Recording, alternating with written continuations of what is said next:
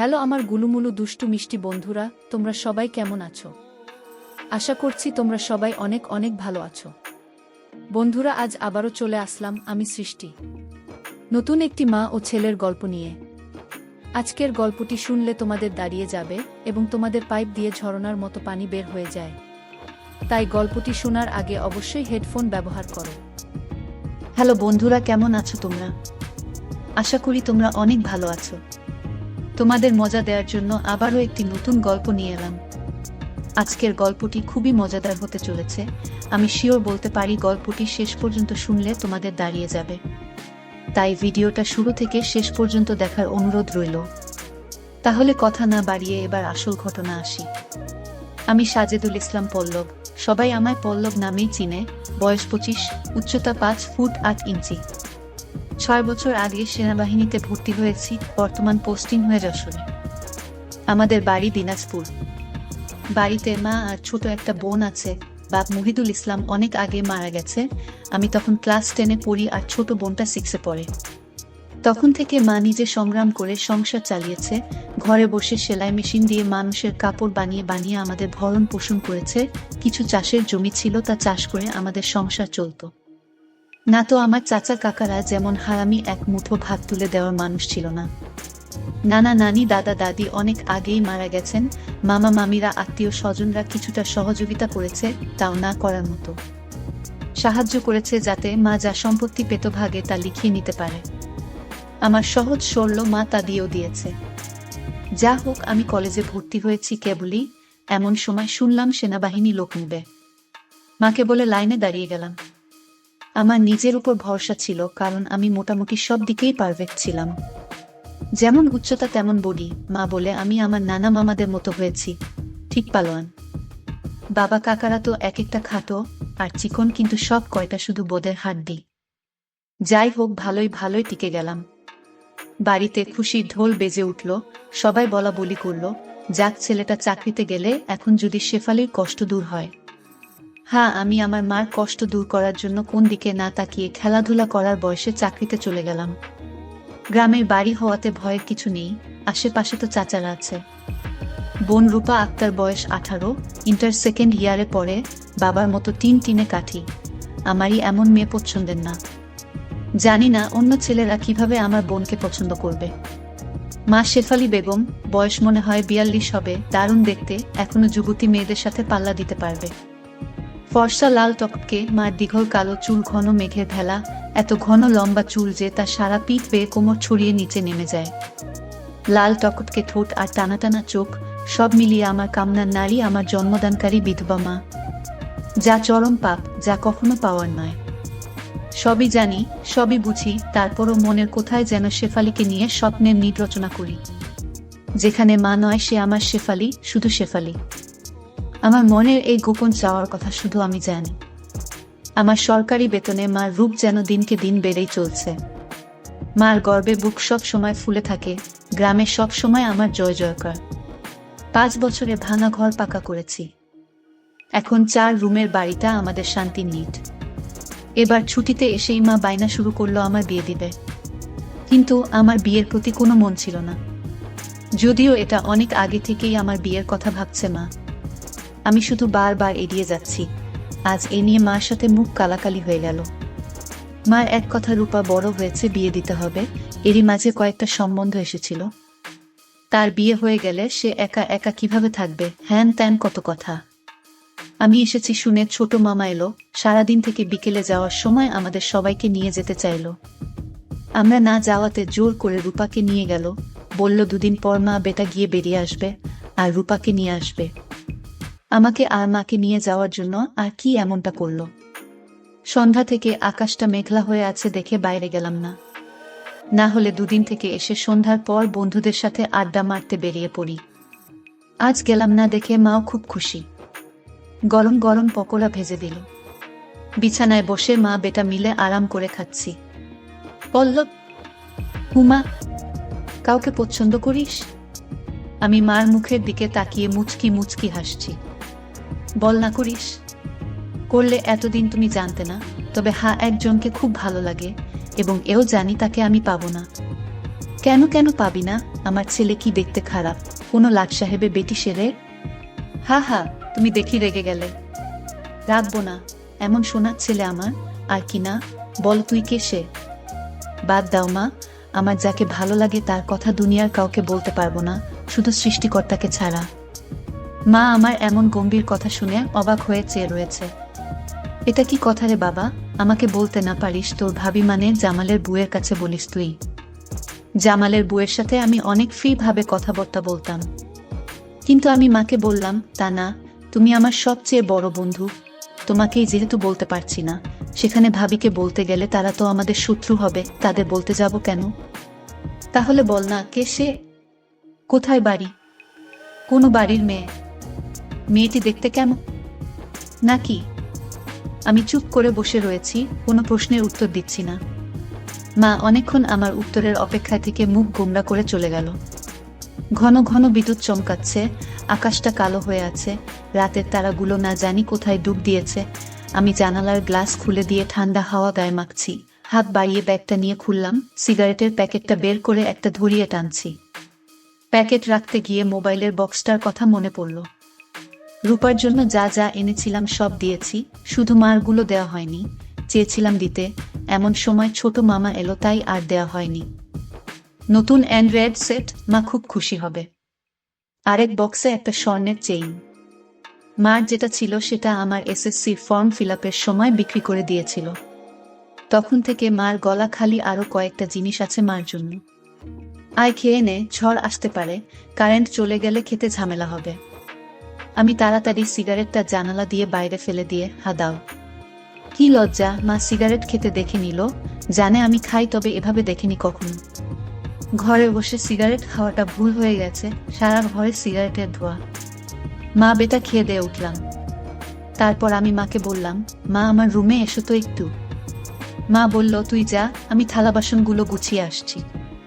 আমি রুমে এসে শুয়ে রইলাম। মা 20 মিনিট পর হাত মুছতে মুছতে এলো। কিরে বাবা? আমি উঠে মায়ের হাত ধরে খাটে নিয়ে বসালাম। ব্যাগ থেকে এক এক করে শাড়ি, ব্লাউজের কাপড়, ছায়ার কাপড়, একটা বাদুর বোরকা, দুটো ওড়না, একটা শীতের জামা, চাদর ও একটা প্যাকেট দিলাম। প্যাকেটটা দিলাম ভয়ে ভয়ে, কারণ ওতে 2 ছোট জামা কাপড় আছে, জানি না দেখার পর কি বলবে। এত কিছু কি জন্য এনেছিস? তোর কি বুদ্ধি শুদ্ধি হবে না কখনো? প্রতিবারই এত কিছু আনা লাগবে? আহ থামো তো তুমি, যা লাগে তা আনবো না। এটাতে কি রে? না, ওটা এখন খুলবে না, তোমার ঘরে গিয়ে খুলবে, আর প্লিজ রাগ করবে না। কি আছে এতে? তা তুমি খুলে দেখে নিও। আর হ্যাঁ, আরো কিছু আছে, এই বলে মোবাইলটা দিলাম। একটা থাকতে আরেকটা এত দামি মোবাইল? তোমার চেয়ে কোনো কিছু দামি নয় আমার কাছে, এই বলে গালে একটা হামি দিলাম। মাও আমার কপালে হামি দিল। চোখ বন্ধ করো তো। কেন রে? আহ করো না একটু। মা হেসে দিয়ে চোখ বন্ধ করলো। আমি চেইনটা মার গলায় পরিয়ে দিলাম। এখন চোখ খুলো মা। মা চোখ খুলে স্বর্ণের চেইনটা দেখে হুহু করে কেঁদে দিল। না মা না, কাঁদবে না, প্লিজ মা, কেঁদে না, তোমার মুখে হাসি দেখব বলে নিয়ে এসেছি, সেখানে তুমি যদি কাঁদো তাহলে আমার খুব কষ্ট হবে মা। না রে বাবা, কাঁদছি না, তুই বুঝবি না এটা কিসের কান্না। খুশি হয়েছ মা? হারে বাবা, অনেক খুশি হয়েছি, এই বলে মা দাঁড়িয়ে আমাকে ধরল। আমি তো কেঁপে উঠলাম, মা কখনো এভাবে আমাকে ধরেছে বলে মনে হয় না। কি নরম, কি সুন্দর ঘ্রাণ, দুটো আমার বুকে পিষ্ট হচ্ছে। মা অনেকটা খাটো হওয়াতে তার মাথাটা আমার থুতনির নিচে, চুল থেকে সুবাস এসে নাকে লাগছে। নাক মুখ ডুবিয়ে দিলাম চুলে। ধীরে ধীরে আমার ওটা শক্ত হচ্ছে। মন চাচ্ছে হাত দুটো আরেকটু নিচে নিয়ে রাখি, তবে সাহস পাচ্ছি না। আমার মা যা রাগী মানুষ, ছোটবেলায় কত বেতুপিটা করেছে তার হিসাব নেই। মার মুখটা দুহাত দিয়ে ধরে কপালে একটা হামি দিলাম। আর কখনো কাঁদবে না মা, আমি যেন তোমার চোখে পানি না দেখি। আচ্ছা বাবা, আর কাঁদবো না। তো যাও, লাল তাঁতের শাড়িটা পরে দেখাও তো, দেখি কেমন লাগে আমার মাকে। যা পাগল, আমি বিধবা মেয়ে লোক, এমন লাল টপকে শাড়ি পরলে মানুষে কি বলবে? কে কি বললো তাতে তোমার কি যায় আসে? আর এখানে মানুষ আসবে কোথা থেকে? মানুষ ওর সামনে না পড়তে চাইলে পড়ো না, এখন আমাকে তো পরে দেখাও। আমার খুব মন চাইছে সাজুগুজু করে কেমন লাগে দেখতে। তাই ইস আমার বাবা এনেছে, আর আমি পরবো না তা কি হয়? তবে মানুষের সামনে কখনো পড়তে বলিস না রে। ঠিক আছে মা, আমি শুধু আমার সুন্দরী মাকে দু চোখ ভরে দেখতে পেলেই হলো। যা দুষ্টু, মাকে কেউ সুন্দরী বলে? হা হা হা, তাই? তাহলে কি বলবো গো? তুই জানিস কি বলবি। বেয়াদবি নিও না, প্যাকেটে যা আছে তাও পড়ো। কি আছে রে এতে? যা খুলে দেখো। মা চলে গেল। আমি পিছন থেকে তার পাছার দোল দেখে মুগ্ধ হয়ে গেলাম। এ মহিলার কি কখনো যৌবনে ভাটা পড়বে না? প্রায় 15 মিনিট পরে মা এলো। অসম্ভব, এ কাকে দেখছি আমি? এতদিন এক পেরে শাড়িতে যে মাকে দেখেছি তার সাথে এ মহিলার কোনো মিল নেই। কি সুন্দর, অতুলনীয়, গর্জিয়াস, যতই উপমা দিই না কেন কম পড়ে যাবে। মা দরজার কাছে দাঁড়িয়ে আছে, আমি বিছানার পাশে হাঁ করে দাঁড়িয়ে আছি। মা ভীষণ মায়াবী করে হেসে চোখের ভ্রু উঠানামা করে জানতে চাইলে, কি কেমন? আমি ধীরে ধীরে মার সামনে গিয়ে দাঁড়ালাম। কি রে, কেমন হয়েছে? দারুণ মা, খুব সুন্দর, মনে হচ্ছে অ্যাঞ্জেল। যা দুষ্টু, মাকে এমন কমপ্লিমেন্ট দিতে হয়? আমার 10 পাস মা যে এমন কথাও বলতে পারে জানা ছিল না। সরি মা, বলে হাত ধরে বিছানায় নিয়ে বসালাম। আমি নিচে বসে মার কোলে মাথা রাখলাম। তুমি সব সময় এমন ভাবে থাকতে পারো না মা? মা আমার মাথায় চুলে হাত বুলিয়ে দিয়ে, কি পাগলের মতো বলছিস? মানুষে দেখলে কি বলবে? তাহলে বলো, আমি যে কয়দিন থাকবো সে কয়দিন এমন করে সেজে থাকবে? কেন রে?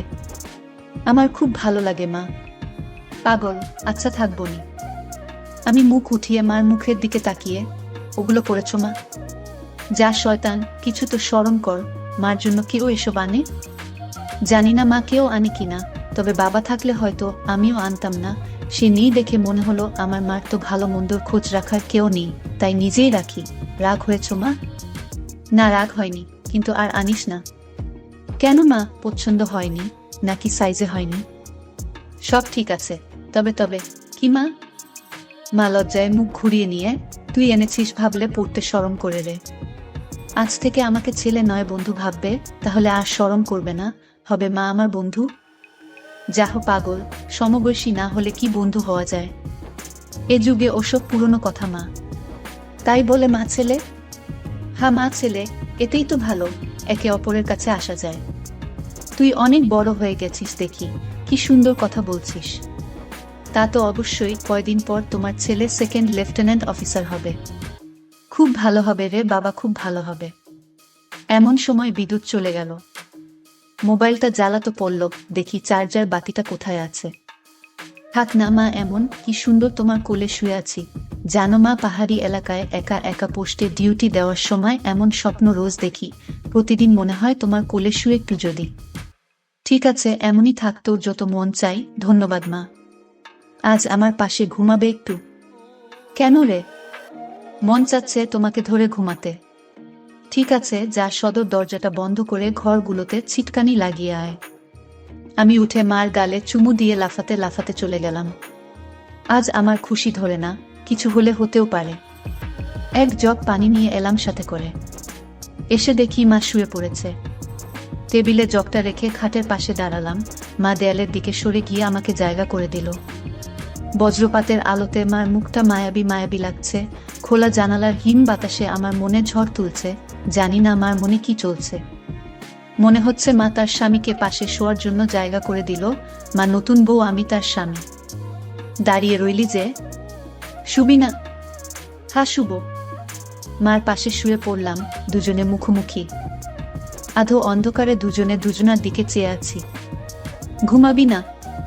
তুমি ঘুমাও, আমার ঘুম এত তাড়াতাড়ি আসে না। তাই আয় কাছে আয়, মাথায় হাত বুলিয়ে দিচ্ছি। আমাকে আর পাই কে? একেবারে মার বুকের কাছে বুক নিয়ে গেলাম, তবে কোমরটা দূরে রাখলাম। মা একটা হাত সাইডে লম্বা করে দিল, এখানে মাথা রাখো। মা তার হাতের উপর মাথা রাখতে বলছে। আমি সহজ মনে তাই করলাম। নাকটা মার বগল থেকে 3-4 ইঞ্চি দূরে। ভালো মতো দেখতে না পেলেও বুঝতে পারছি যে এর বেশি দূরে নয়, কারণ ঘামের ঘ্রাণ পাচ্ছি। মার বগলের ঘ্রাণই তো আমার শরীর আনচান আনচান করছে। মার বাম হাতের উপর শুয়ে আছি। মা ডান হাত দিয়ে মাথায় হাত বুলিয়ে দিচ্ছে, এতে করে আঁচল উঁচু হচ্ছে, আর যখনই বিদ্যুৎ চমকাচ্ছে তখনই ওগুলো দেখতে পাচ্ছি। নিজেকে কন্ট্রোল করা মুশকিল হয়ে পড়ছে। কাকে পছন্দ করিস বললি না তো? শুনলে রাগ করবে মা, তাই বলা যাবে না। কেন কেন? এমন কাকে তোর মনে ধরেছে যে শুনলে রাগ করব? বাদ দাও না মা, নিজেকে তোমার কাছে ছোট করতে চাই না তোমার মনে কষ্ট দিতে। তোর কথার তো আগা মাথা কিছুই বুঝছি না। নাই বা বুঝলে মা। হু, তোমাকে একটু ধরি? মা হি হি করে হেসে, ধর। কি সুন্দর ঘ্রাণ গো মা তোমার। যা শয়তান। আমি মার এমন আশকারা দেওয়া কথায় সাহস পেয়ে তাকে চিৎ করে দিলাম। মন চাচ্ছে কোমরাটা উপর তুলে দিতে। মুখটা উঁচু করে হামি দিয়ে বললাম, আমি তোমাকে খুব ভালোবাসি মা। মা আমার মুখটা দুহাত দিয়ে ধরে, আমিও তোকে খুব ভালোবাসি রে বাবা। আমার ভালোবাসাটা অন্যরকম মা। কেমন রে? মা ছাড়া আরো অনেক কিছু। কেমন? শুনলে রাগ করবে না তো? আহ বল না, এত পেঁচাচ্ছিস কেন? তুমি আমার ড্রিম গার্ল মা, তাই তো? কি? হ্যাঁ মা, জানি এটা শুনে আমাকে খারাপ ভাবছো, এজন্যই বলতে চাইছিলাম না। আমি তোর মা পল্লব, আর তুই এমনটা কিভাবে ভাবতে পারলি? জানি না মা, শুধু জানি আমি তোমাকে প্রচন্ড ভালোবাসি, তোমাকে ছাড়া কাউকে ভাবতে পারি না। চুপ কর বেয়াদব, এমন কথা বলতে তোর মুখে বাজছে না? সরি মা। এই বলে উপর থেকে উঠে খাট থেকে নেমে পানি খেলাম। মাও বিছানার উপর উঠে বসেছে, বুঝতে পারছি সে অবাক হয়ে আমার দিকে তাকিয়ে আছে। জানালার ধারে গিয়ে দাঁড়ালাম। বৃষ্টি থেমে গেছে, তারপরও আকাশ কালো হয়ে আছে, চাঁদ তারা কোথায় যেন লুকিয়ে গেছে আজ। ঠিক আমার হৃদয়ের মতো চারিদিকে অন্ধকার। এমন সময় কারেন্ট এলো। ঘরটা আলোকিত হয়ে গেল। আমি জানালাটা লাগিয়ে দিলাম, পর্দা ঝুলিয়ে দিয়ে ঘুরে দাঁড়ালাম। মা বিছানার উপর হাঁটুতে মাথা দিয়ে নির্বাক বসে আছে। ফ্যানের হাওয়া মার রেশমি চুলগুলো দোলা দিচ্ছে। মনে হচ্ছে নববধূ বসে আছে। মা মুখ তুলে আমাকে তার দিকে এক মনে তাকিয়ে থাকতে দেখে, এখনে আয়। আমি মার কাছে গেলাম। বস। বসলাম। মা আমার পিঠে হাত বুলিয়ে দিয়ে বলে, এমনটা হয় না বাবা, আমার লক্ষ্মী ছেলে, আমি কিছু মনে করিনি। আমি জানি তোদের বয়সের ছেলেদের ফ্যান্টাসি হয় খালা চাচিরা, তবে মাকে নিয়ে ফ্যান্টাসি রচনা করা একটু বেশি হয়ে যায়। সরি মা। আমার ভোলি ভালি মা যে এতটা বুঝে এতটা পোক্ত আমার জানাই ছিল না, এত অনেক শেয়ানা। ঠিক আছে, চেষ্টা কর আমার উপর থেকে মনটা সরিয়ে অন্যদিকে নিতে, বিয়েটা করে নে, দেখবি সুন্দরী বউ পেলে মাকে ভুলে যাবি। আমি মাথা নিচু করে পারবো না মা, প্লিজ। নিজের সাথে অনেক লড়াই করেছি, আমি ক্লান্ত মা, কিছুতেই তোমাকে মন থেকে সরাতে পারি না। কেন রে, কি এমন পাস আমার মাঝে? আমি মুখ তুলে মার মুখের দিকে তাকিয়ে, জানি না মা, শুধু জানি তুমি আমার সব, তোমার কথা চিন্তা করলেই আমার কি তোর? পাগল হয়ে যায় মা। মা মুচকি হেসেও কিছু না, এই জিনিসের প্রতি টান একটু বেশি হয়। আমি তো বুড়ি হয়ে গেছি, তুই যেমনটা ভাবিস তেমনটা আমি আর নেই। মার এমন কথা শুনে আমি কেঁপে উঠলাম। মা কি ইশারায় আমাকে বুঝালো যে তার জিনিসপত্র আর আগের মতো নেই, দেখলে আমার পছন্দ হবে না? দেখ বাবা, এক একজনের এক একজনকে ভালো লাগে, তাই বলে কি তাকেই নিজের করে পেতে হবে এমন কোনো কথা আছে? অন্য কোনো মা হলে এসব কথা শোনার সাথে সাথে চিৎকার চেঁচামেচি করে বাড়ি মাথায় তুলত। আমি কিন্তু তা করছি না, কারণ তুই আমার একমাত্র ছেলে, নারী ছেঁড়া বাঁধন, আমি তোকে অনেক ভালোবাসি। তাই বলছি, আমার ভালোবাসার মর্যাদা রাখতে বিয়ে করে নে বাবা, দেখবি ধীরে ধীরে আমার থেকে মন বোমার দিকে চলে গেছে। ধন্যবাদ মা, তুমি আমার কথা মন দিয়ে শুনেছ এবং যুক্তি দিয়ে ভালো মন্দের বিচার করেছ বলে। তবে লজ্জা না করে বলছি মা, এর আগেও আমি দু একটা মেয়ের সাথে মিশেছি, তারা শুধু সুখ পেয়েছে আমার কাছে, আদর ভালোবাসা একটুও পাইনি আমার কাছ থেকে। এমনকি আমার নিজেরও হয় না যতক্ষণ চোখ বন্ধ করে তোমাকে না ভাবি, যখন সে মেয়ের জায়গায় তোমাকে কল্পনা করি, তখন আমি আর নিজের মাঝে থাকি না, সুখের সাগরে ভেসে যাই কেবলমাত্র তখনই হয় আমার। তুই তো অনেক দূর এগিয়ে গেছিস তাহলে। আমি অনেক আগে থেকেই বুঝতে পেরেছিলাম যে আর চোখে লুকিয়ে লুকিয়ে আমাকে দেখিস। ভাবতাম শয়তান ছেলে পুলে, আর একটু বড় হলে সমবয়সী মেয়েদের সাথে মিশলে ঠিক হয়ে যাবে, কিন্তু এখন দেখছি তা না, তোর দেখি বয়স্ক মহিলাদের ভালো লাগে। এতক্ষণ মার সাথে এত খোলামেলা কথা বলতে পেরে নিজেকে অনেক হালকা লাগছে। সাহস করে মাকে ধরে শুইয়ে দিলাম। মা চুলে হাত বুলিয়ে দিচ্ছে। আমি তাহলে কি করব মা? সেটাই তো ভাবছি। যেটাই ভাবো মা, আমার মতো পরিবর্তন হবে না। মানে কি? মানেটা তুমি ভালো করেই জানো। মার কণ্ঠে এবার সত্যি সত্যি রাগের আওয়াজ পেলাম। তাই বলে সারা জীবন বিয়ে করবি না, নাকি ছেলে হয়ে মাকে বিয়ে করতে চাস? মা যে এমন কথা ঠাস করে বলে বসতে পারে তা আমি চিন্তাই করিনি। আমি বললাম, বিয়ে না করতে পারলেও তো তুমি আমার হতে পারো। এটা কি মামা বাড়ির আবদার নাকি? ছিছি পল্লব, এমনটা বলতে তোর মুখে বাঁধলো না? তাহলে সারা জীবন ছেলেকে এভাবেই দেখতে পাবে মা। তোমার এই পল্লব কখনো বিয়ে করবে না। মার চোখে জল টলমল করছে। আমি হাত দিয়ে তা মুছিয়ে দিলাম। আমি তো এমন কিছু করিনি মা, তাহলে তুমি কাঁদছো কেন? আমরা দুজন জাস্ট আলাপ করছি। মা অনেকক্ষণ চুপ থেকে, শুন বাবা, লজ্জা শরমে মাথা খেয়ে বলছি, তোর কষ্ট আমি দেখতে পারবো না। আর বয়স্ক মহিলাদের কাপড় চোপড়ের উপর থেকেই কেবল ভালো লাগে, ফুলে নয়। তুই যদি চাস তাহলে আমাকে সেভাবে একবার দেখে নে, তাও তুই মতো পরিবর্তন করো। তবে হা, শুধু দেখতে পাবি, কিছু করতে পারবি না। মার মুখে এমন কথা শুনে আমি আর দুনিয়াতে নেই। বল রাজি? আর যদি আমি দেখে আরো বেশি আকর্ষণ অনুভব করি তাহলে? আমি বলতে চেয়েছি যে আজ আমাকে দেখো, আর আগেও তো তুই অন্যদের দেখেছিস, তাহলেই তফাৎটা বুঝতে পারবি। আমার মনে হচ্ছে আমার মতো মার মনের ভিতরেও কিছু আছে, নয়তো দেখার কথা আমি তো কিছু বলিনি। মা নিজ থেকে দেখতে দিতে চাইছে যে। রাজি? হ্যাঁ রাজি। যা, বড় লাইটটা বন্ধ করে ছোট লাইটটা জ্বালিয়ে আয়। মনে মনে ভাবলাম, কি সৌভাগ্য, আজ তো আমার পোয়া 12 লেগে গেছে। নীল বাতিটা জ্বালিয়ে খাটের পাশে দাঁড়িয়ে রইলাম। মা উঠে দাঁড়ালো। ধন্যবাদ মা, আমার স্বপ্ন পূরণ করার জন্য। তোর জন্য আমি সব পারি রে, শুধু কথা দে সব দেখে নিয়ে মাকে ভুলে যাবি না তো, বা ভুল বুঝবি না তো? কি বলছো মা? তুমি আমার মা, আমার স্বপ্নের রানী, আমার ফ্যান্টাসির জগৎ, সব কিছুই তুমি। তোমাকে ভুলে গেলে তো নিজেকেই ভুলে যাওয়া হয়। কথা দিলাম মা, জীবন থাকতে তোমার অবাধ্য হব না। ভুল বুঝা বা ভুলে যাওয়া তো দূরের কথা। আমি বললাম, কিছু মনে করো না মা, আমি কি ছুঁয়ে দেখতে পারবো? মা আমার চোখের দিকে তাকিয়ে, আমি তোর মা পল্লব। হ্যাঁ মা, তুমি আমার মা এবং আমার রানীও। আমার আবদার শুনে মা শেষ পর্যন্ত রাজি হয়ে গেল। তারপর মা বলল, আমি তোর সব আশা পূরণ করব, তবে একথা পৃথিবীর কেউ যেন জানতে না পারে। আমি বললাম, ঠিক আছে মা, একটা শুধু তুমি আর আমি ছাড়া পৃথিবীর কেউ জানতে পারবে না। মা আমার কথা শুনে বিশ্বাস করলেন এবং আমার সব আশা পূরণ করল। কিন্তু আজ আমি তোমাদের সব সত্য কথা বলে দিলাম, কিন্তু এসব সত্য কথা কেউ কাউকে কখনোই বলে না। প্লিজ বন্ধুরা, গল্পটি ভালো লাগলে সামিয়া ব্লগ চ্যানেলটি সাবস্ক্রাইব করে দিও। বন্ধুরা, আমি সৃষ্টি। আজকের গল্পটি এখানে শেষ করলাম। দেখা হবে পরবর্তী গল্পে। আর হ্যাঁ, তোমরা যারা আমার সাথে ভিডিও কলে কথা বলতে চাও তারা আমার চ্যানেলটি সাবস্ক্রাইব করে রাখো। পরবর্তী গল্পে আমি আমার ইমো নাম্বারটি তোমাদেরকে দিয়ে দিব।